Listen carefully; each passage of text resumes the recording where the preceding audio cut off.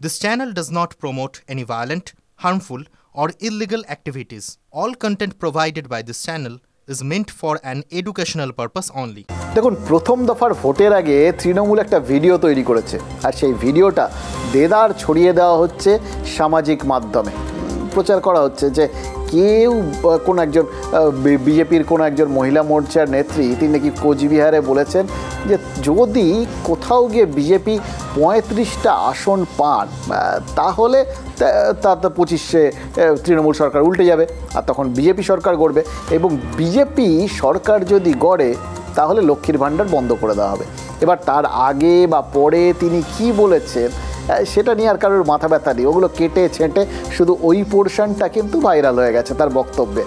এবার শুধু যে সোশ্যাল মিডিয়ায় ভাইরাল হচ্ছে তা না, ওই একই জায়গার থেকে রেস তুলে নিয়ে মমতা বন্দ্যোপাধ্যায় উত্তর দিনাজপুরের ইসলামপুরে সেখানে সবাই বলেছেন যে বিজেপি যদি ক্ষমতায় আসে বা বিজেপি যদি জেতে তাহলে তারা তো কোথাও গিয়ে লক্ষ্মীর ভাণ্ডার বন্ধ করে দেবে।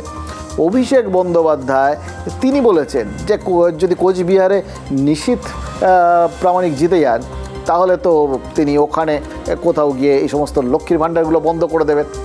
এবার তৃণমূল খুব ভালো করে জানে যে লক্ষ্মীর ভাণ্ডার তাদের কতটা ডিভিডেন্ড দেয় ভোটারদের ওপর, বিশেষ করে ওই প্রায় 50% মহিলা ভোটারদের ওপর তার প্রভাব কতটা। দেখুন, এমনিতেই একদম হাতে কড়কড়ে নোট, তাও আবার আগে 500 ছিল, এখন ডবল হয়ে গেছে 1000, মাসে মাসে সেটা হাতে আসছে। এই নগদ এফেক্টের থেকে বড় এফেক্ট আর কিচ্ছু হয় না, এবং নগদ প্রচারের থেকে বড় প্রচার আর কিছু হয় না। ফলে এটা তো একটা শিওর শট ভোট আনার একটা বড় মেশিনারি, এটা তৃণমূলও জানে এবং এটা বিজেপিও জানে। তো সেই জিনিসটা এটা লোকের মানুষের সেন্টিমেন্ট, তো এটা পাওয়ার সেন্টিমেন্ট, প্রাপ্তির জায়গাটা, এটা হচ্ছে সব থেকে বড় সেন্টিমেন্ট মানুষের। সববার পেতে ভালো লাগে মশাই, যাই দিন একটা আধুলিও এমনি যদি এমনি পেয়ে যান তাহলে খুব ভাল লাগে। তো সেই জায়গাটা কেউ কেড়ে নেবে বা বন্ধ করবে, এই প্রচারটা তো লোকজনকে খেপিয়ে দিতে যথেষ্ট। আর মানুষ যদি খেপে যায় তার তো ভোট বাক্সে প্রভাব পড়বে, এটাও খুব পরিষ্কার।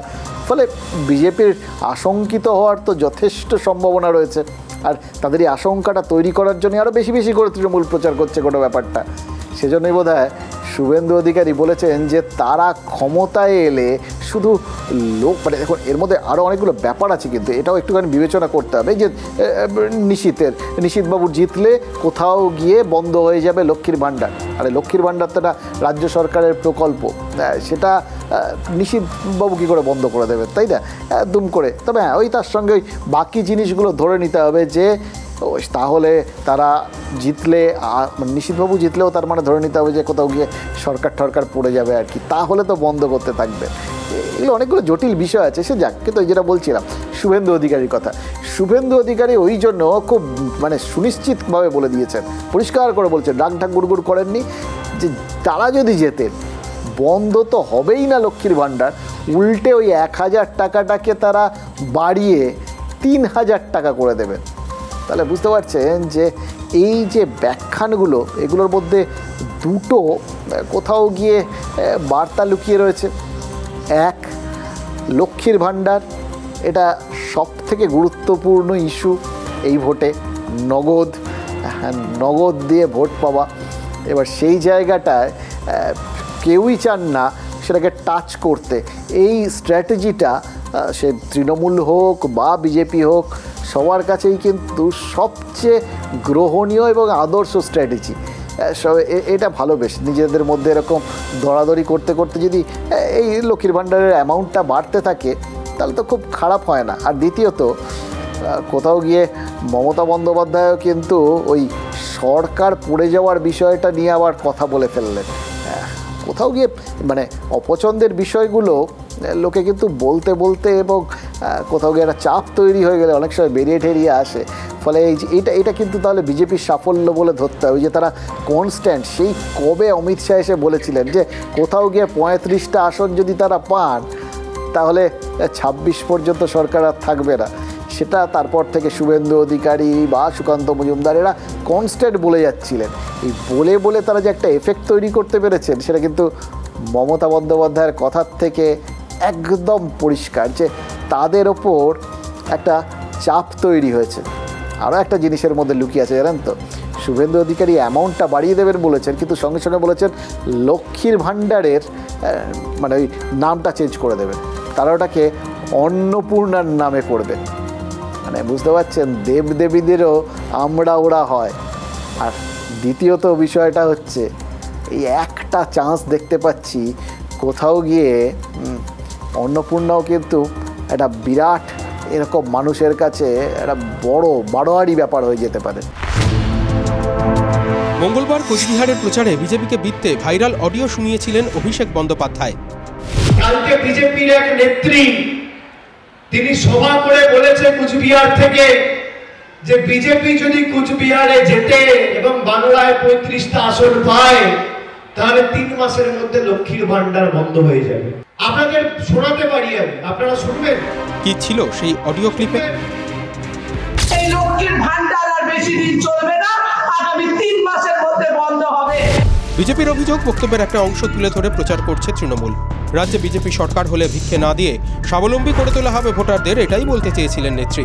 অডিও ক্লিপের বাকি অংশ তুলে ধরে বলছে বিজেপি এই লক্ষ্মীর ভান্ডার আর বেশি দিন চলবে না, আগামী 3 মাসের মধ্যে বন্ধ হবে, কারণ আমরা ভিক্ষা নেব না, আমরা স্বাবলম্বী হয়ে চলবো। বিজেপি চাই বলুক, তৃণমূল ইস্যুটা ছাড়তে নারাজ। আজ দক্ষিণ দিনাজপুর থেকে সরব হয়েছেন মুখ্যমন্ত্রী, লক্ষ্য মহিলা ভোট। বিজেপির এত বড় সাহস, আজকে বলছে 3 মাস বাদে লক্ষ্মীর ভান্ডার বাদ দিয়ে দেবো। আমরা তুই কে রে হরিদাস? কে হরিদাস? মায়ের আঁচলের কত দাম, মায়ের আম্মার কত দাম, মায়ের মাদারের কত দাম, হাত দিয়ে দেখি। বিতর্কের পর সাবধানী বিজেপি নেতারা। আপনাদের বলে রাখি, বন্ধ তো হবে না। বিজেপি যেদিন রাজ্যে ক্ষমতায় আসবে আর পরের মাসের 1 তারিখ থেকে লক্ষ্মীর ভান্ডারের নাম বদলে দেব অন্নপূর্ণা ভান্ডার। 3000 টাকা করে মাসে দেব। মুখ্যমন্ত্রী মিথ্যে প্রচার করছে, এই ধরনের কোনো ইয়ে নেই। বিজেপি এলে পরে বিজেপি কোনো নেত্রী এই ধরনের কথাই বলে না। আর বিজেপির কোন একটা ছোট নেত্রী কি বললো সেটা নিয়ে মুখ্যমন্ত্রী বলছে, তাহলে মুখ্যমন্ত্রী কতটা অসহায়। ভান্ডারেই লুকিয়ে অর্ধেক আকাশ দখলের অঙ্ক। কেউই মনে হচ্ছে জমি ছাড়তে নারাজ।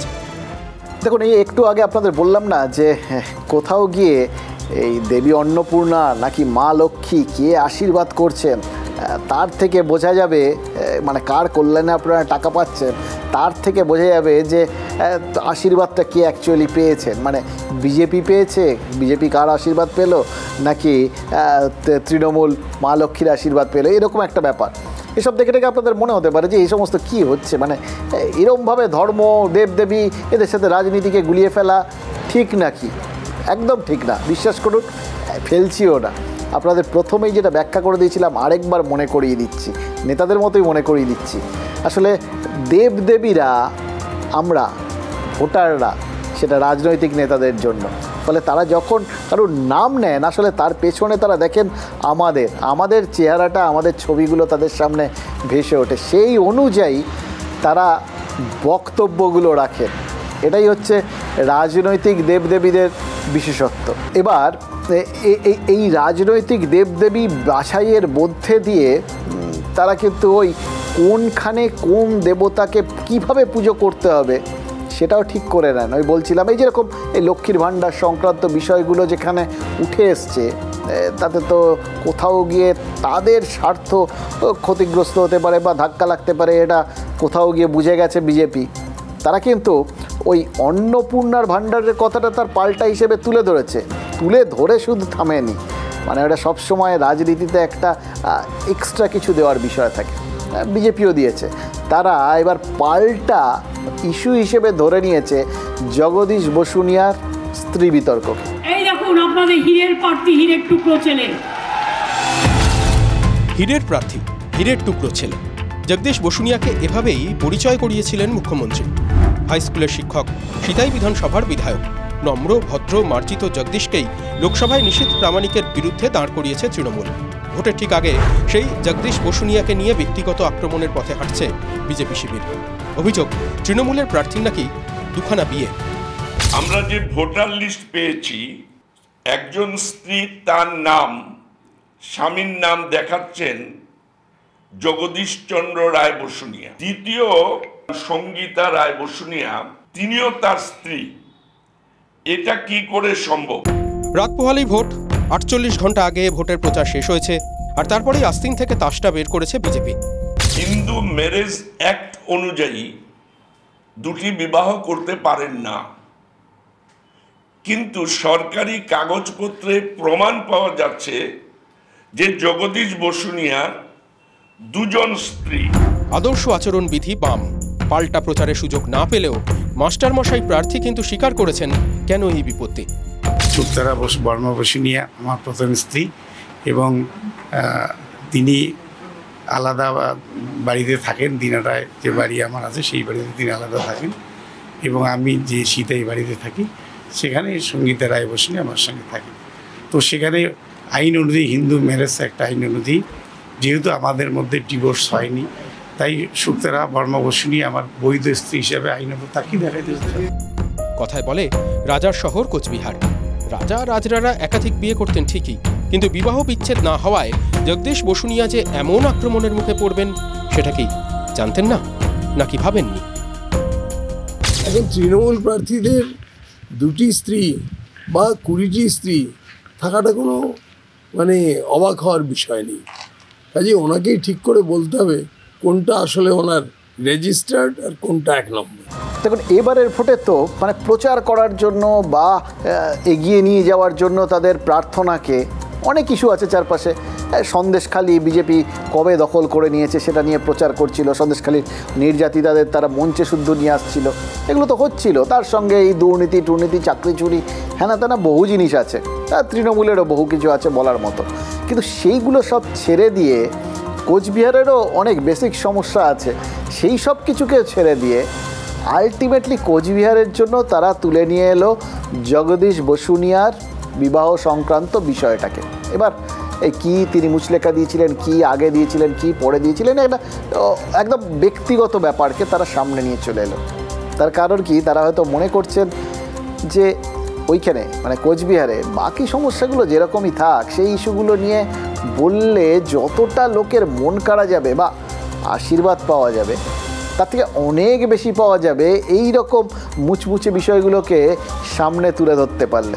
এটাই হচ্ছে ওই বললাম, নেতারা এক একটা জায়গায় কোন প্রচারে অর্থাৎ প্রার্থনাতে কাজ হবে সেটা বাছাই করে নেন। ঠিক যেরকম উত্তর কলকাতায় সেখানে তৃণমূলের অন্তর্দ্বন্দ্বকে বাছাই করে নিয়েছে বিজেপি। এইগুলোর থেকেই আপনারা বুঝতে পারবেন নেতারা কীরকম টু দি পয়েন্ট চলেন। এটাই আমরা এত বছরে শিখতে পারলাম না। কিন্তু এই যে শিখতে পারলাম না এবং যে জিনিসটা নেতাদের বিশেষত্ব, সেই দুটো ফারাককে বুঝতে হলে না আরও কয়েকটা কথা বলতেই হবে, যে কথাগুলো না বললেই নয়।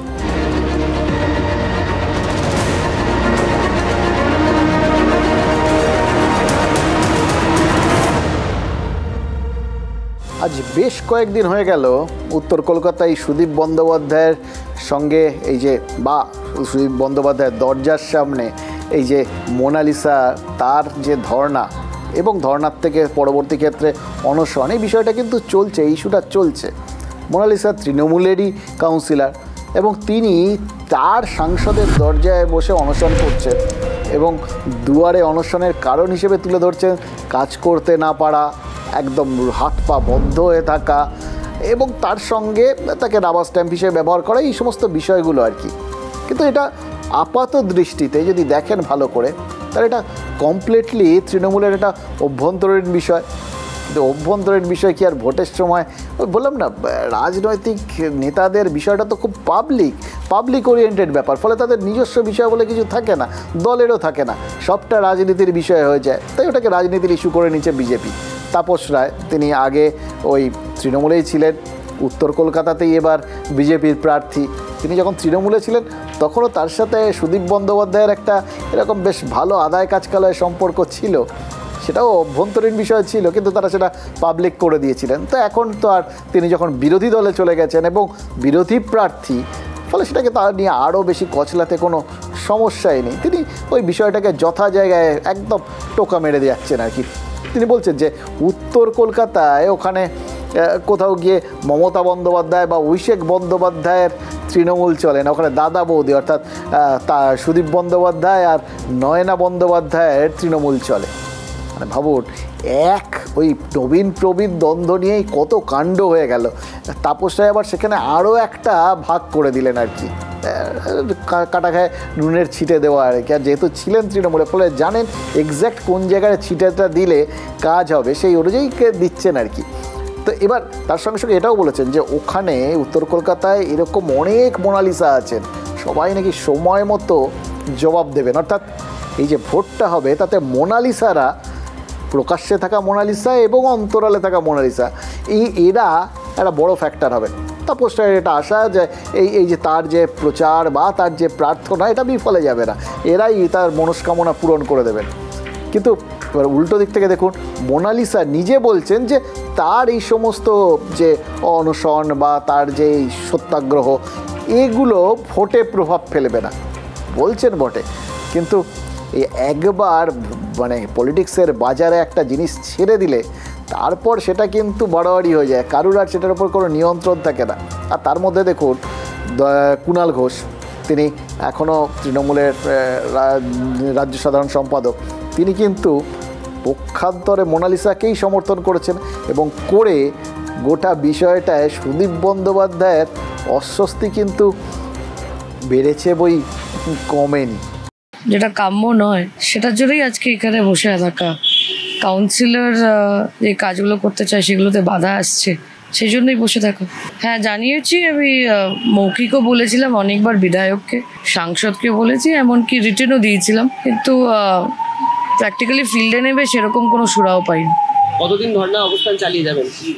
যতক্ষণ না এটার একটা শেষ আছে, এটা কন্টিনিউয়াস হতে পারে না। There has to be an end. মোনালিসার যদি কোনো ক্ষোভ বা কোনো বিষয় থাকে, মোনালিসা অত্যন্ত ভালো মেয়ে এবং খুব সক্রিয় কাউন্সিলর, ফলে তাকে যে এই গরমের মধ্যে একটা সত্যাগ্রহে বসে থাকতে হচ্ছে, এটা খুব দুর্ভাগ্যজনক। পার্টির মধ্যেই মিটে যাওয়া উচিত ছিল, কিন্তু এটা রাস্তায় নেমে এসছে। আমরা আশাবাদী সুদীপবাবু এটা হস্তক্ষেপ করবেন, নিশ্চয়ই আমাদের নেতৃত্বও দেখছেন। আমি দেখছি কি পরিস্থিতি, আমি উদ্যোগ নিলে যদি হয় আমি নিশ্চিতভাবে নেব।